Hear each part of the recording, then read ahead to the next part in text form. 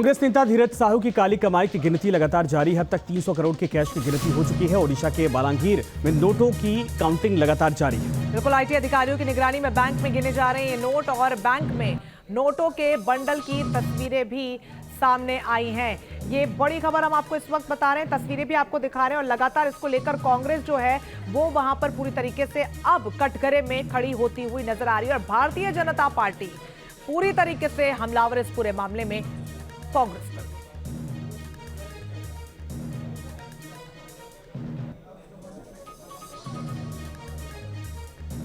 तो बहरहाल ये देख सकते हैं बैंक में जहां पर रुपए गिने जा रहे हैं वहां पर सारे टेबल रुपयों से भरे हुए हैं, गड्डियों से भरे हुए हैं और ऐसे में कहा जा रहा है कि फिलहाल हालांकि ये आंकड़ा बढ़ सकता है, लेकिन जो अब तक बरामदगी हुई है उसकी काउंटिंग की जा रही है। 300 करोड़ के पार होता अब तक जो जानकारी मिली है उसके आधार पर आगे बढ़ता दिखाई दे रहा है।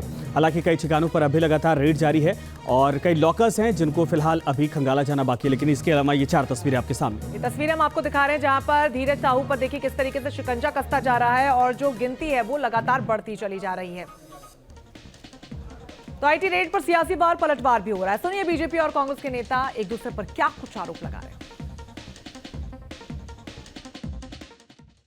देखिए, एक बात तो स्पष्ट हो गई कि कांग्रेस का हाथ काले धन के साथ है। अभी तक हमारी सूचना के अनुसार 400 से ज्यादा करोड़ रुपए कैश की गिनती सांसद धीरज साहू के विभिन्न ठिकानों में हो चुकी है और ये आंकड़ा संभवतः 500 करोड़ कैश की ओर बढ़ रहा है। और आप सोचे सिर्फ कैश की बात कर रहे हैं, अभी तो उनके प्रॉपर्टीज के लॉकर्स खुलने बाकी हैं, प्रॉपर्टीज को खंगालना बाकी है। तो जो कांग्रेस जिस तरीके से करप्शन में डूबी रही है, देश को लूटा है, एक बार फिर से एक्सपोज हो गए। और आज राहुल गांधी और प्रियंका गांधी शायद इसलिए चुप हैं कि ये न सिर्फ एक सांसद थे बल्कि कांग्रेस के खजांची भी थे और कांग्रेस पार्टी की शायद फंडिंग भी होती थी।